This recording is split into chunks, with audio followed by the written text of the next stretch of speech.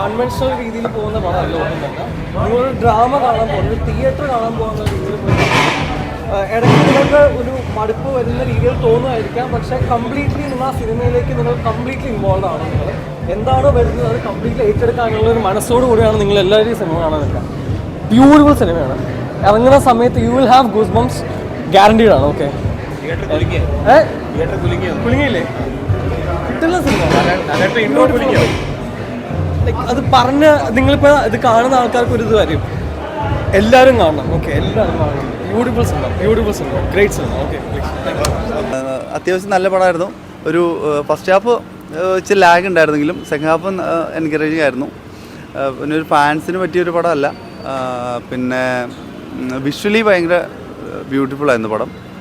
ഒരു വ്യത്യസ്തമായ ഒരു വേൾഡ് തന്നെ ക്രിയേറ്റ് ചെയ്തവർ, അതിലവർ സക്സസ് ആണ്. പിന്നെ സെക്കൻഡ് പാർട്ടിനുള്ളൊരു പടമുണ്ട്, അത്രേ എനിക്ക് തോന്നുള്ളൂ. ആ പടം വാച്ചബിളാണ്. നമ്മൾ വിചാരിച്ച പോലെ ഒരു സ്റ്റൈലല്ല പടം ചെയ്തിരിക്കുന്നത്. പുള്ളിക്കാരി LJP ആ ഒരു സ്റ്റൈലാണ് പടം ചെയ്തിരിക്കുന്നത്. LJPയുടെ പടം നമ്മൾ കാണുമ്പോൾ അതിലൊരു വ്യത്യസ്തത അതുപോലെ പടം ചെയ്തിട്ടുണ്ട് കേട്ടോ. നല്ല പടം ഇന്ന് കാണാനുണ്ട്, എല്ലാവർക്കും ഒന്ന് കാണാം. സിനിമ വെച്ച് നോക്കുകയാണെങ്കിൽ എനിക്കങ്ങോട്ട് വലുതായിട്ട് ഇഷ്ടപ്പെട്ടില്ല. കാര്യം എന്ന് പറഞ്ഞാൽ അതിൽ ഫസ്റ്റ് ഹാഫ് എന്ന് പറഞ്ഞാൽ ശരിക്കും നാടകീയത പോലെ എനിക്ക് തോന്നി.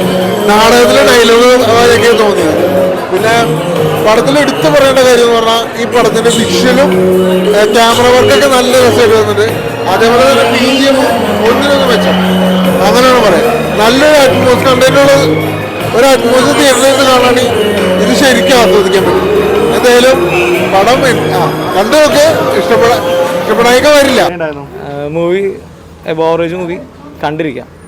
പിന്നെ പറഞ്ഞിട്ടൊരു ഫാൻറ്റസി മൂവിയായിട്ടൊക്കെ കാണാം. ക്ലൈമാക്സും കാര്യങ്ങളൊക്കെ ഒരു ലിജോ ജോസഫ് പള്ളിശ്ശേരിയുടെ ഒരു മൂവിയായിട്ട് കണ്ടു കഴിഞ്ഞാൽ ഇറ്റ്സ് ഓക്കെ. അല്ലാണ്ട് ഭയങ്കര ആവറേജ് പടവും ഭയങ്കര പ്രതീക്ഷ വെച്ചൊക്കെ പോയി കഴിഞ്ഞാൽ ഈ പറഞ്ഞ പോലെ ഇളക്കി മറിക്കുന്ന രീതിയിലൊന്നുമില്ല. കണ്ടിരിക്കാം. ലാലേട്ടൻ്റെ അഭിനയം അടിപൊളിയാണ്, അത് ഒന്നും പറയാനില്ല. ഇൻട്രൊഡക്ഷനും നൈസാണ്. ഹൈപ്പ് സ്വല്പം കൂടി പോയെന്ന് തോന്നുന്നു.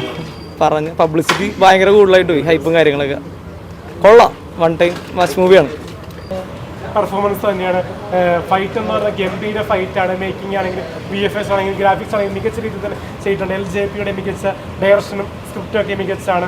പിന്നെ പ്രൊഡ്യൂസിങ് സ്റ്റൈലും വ്യത്യസ്തമാണ്. പാട്ടുകളൊക്കെ ത്രസിപ്പിക്കുന്ന പാട്ടുകളാണ്. അപ്പോൾ മലയക്കോട്ടെ മാലിബരായിട്ട് ലാലേട്ടൻ ആറാട്ടുകയാണ്, പൊളിച്ചടിക്കുന്നു തന്നെ പറയാം. ഈ ജനുവരി മാസം ലാലേട്ടൻ കൊണ്ടുപോയി തന്നെ പറയാം.